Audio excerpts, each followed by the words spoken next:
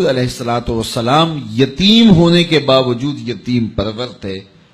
اور بیواؤں کے کام آتے تھے، ان کا سامان اٹھا کے ان کے گھر تک پہنچا آتے تھے، ان کی ضروریات کو پورا کرتے تھے۔ یہ حضور علیہ الصلوۃ والسلام کا انداز زندگی تھا، اور یتیم کی کفالت کرنے والے کو اپنا ساتھی قرار دے دیا،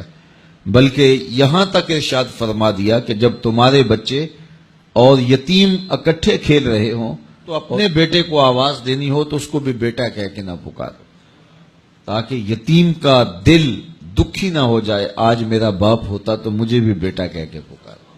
تو وہ معاشرہ کتنا ناہموار معاشرہ ہوتا ہے جس معاشرے کے اندر یتاما کی تکریم نہیں کی جاتی۔ اگر آپ کسی کی مدد بھی کرنا چاہ رہے ہیں تو آپ اس کو تکریم کے ساتھ اس کی مدد کریں کہ اس کی عزت نفس مجروح نہ ہو۔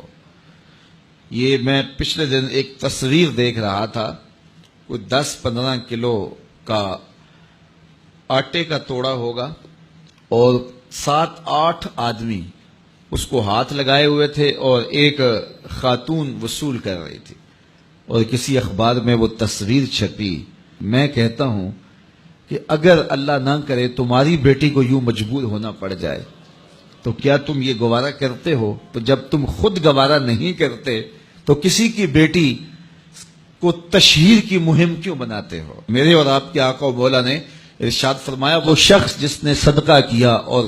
دائیں ہاتھ سے کیا، بائیں کو بھی خبر نہیں ہوئی، قیامت کے دن جب کوئی سایہ نہیں ہوگا اس شخص کو اللہ اپنے عرش کا ٹھنڈا سایہ عطا فرمائے۔ تو جہاں کسی کی عزت نفس کا معاملہ ہو تو وہاں اخفاء افضل ہے۔ تو بات یتیم کی، لاچار کی، غریب کی، پریشان حال کی، آشفتہ سر کی مدد کی نہیں ہے، بلکہ اس کی تکریم کی ہے۔ تو قرآن نے کہا کلا بل لا تکرمون الیتیم، تمہاری پسماندگی اور ذلت اور بے چینی، رسوائی اور رحمت الہیہ سے محرومی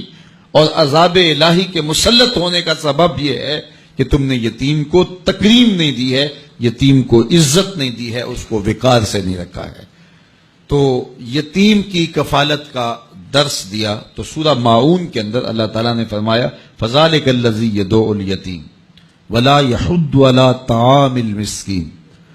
اور مسکین کو کھانا کھلانے کی تحریص نہیں دلاتا، کسی کو آمادہ نہیں کرتا، کسی کو ابھارتا نہیں ہے۔ اس میں 2 چیزیں بیان ہوئی ہیں، ایک تو یہ ہے کہ یتیم کو کھانا کھلانا، مسکین کو کھانا کھلانا، لاچار کو کھانا کھلانا، اگر توفیق ہو تو از خود پیش کرے، لیکن اگر یہ توفیق نہیں ہے تو بندہ اس سے بری ذمہ ہو جائے کہ مجھے تو توفیق نہیں ہے، میں کیوں کروں، میں تو استطاعت نہیں رکھتا اور میں منہ پھیر کے چلا جاؤں۔ نہیں، یہ لفظ بتا رہا ہے کہ اگر تم خود استطاعت نہیں رکھتے، اس کی تڑپ اور اس کا درد محسوس کرو اور کسی ایسے شخص تک اس کی آواز پہنچاؤ جو یہ کام کر سکتا ہے۔ اللہ تعالیٰ نے مذمت کی ہے کہ اگرچہ استطاعت نہیں بھی رکھتا لیکن آنکھیں بند کر کے گزرا کیوں ہے؟ وہ کسی مالدار کے پاس جاتا اور اس کو کہتا میری گلی میں ایک مسکین سسک رہا ہے، ایک بیوہ کی بچیاں جوان ہیں اور ہاتھ پیلے کرنے کے لیے اس کے پاس کچھ میسر نہیں ہے، ایک مقروض قرض تلے دبا ہوا ہے، ہسپتال کے اندر ایک شخص تڑپ رہا ہے، دوائی کے پیسے نہیں ہے، تو وہ خود اس کا سفیر بن جاتا اور لوگوں کے پاس جاتا اور جا کے تحریص دلاتا ولا یحض علی طعام المسکین۔ تکذیب آخرت کرنے والوں میں سے جو ہے وہ اس شخص کے رویے کو بھی گنا گیا، شمار کیا گیا جو لوگوں کو ترغیب نہیں دلاتا، اور جو لوگوں کو توجہ دلاتا ہے اس کے بارے میں فرمایا گیا الدال علی الخیر کفاعلہ، جو کسی اچھائی کی طرف رہنمائی کر دے وہ کرنے والے کی طرح ہوتا ہے۔ جس شخص نے وہ نیکی کی اس کی ترغیب سے جتنا ثواب اس کو ملا اتنا ہی ثواب میرا رب اس کو بھی عطا کرتا ہے۔ تو کسی دکھی، کسی لاچار، کسی مجبور کی مدد اور اس کی نصرت اور اس کی اعانت کے لیے کسی کو ترغیب دلا دینا، یہ انسانیت ہوتی ہے۔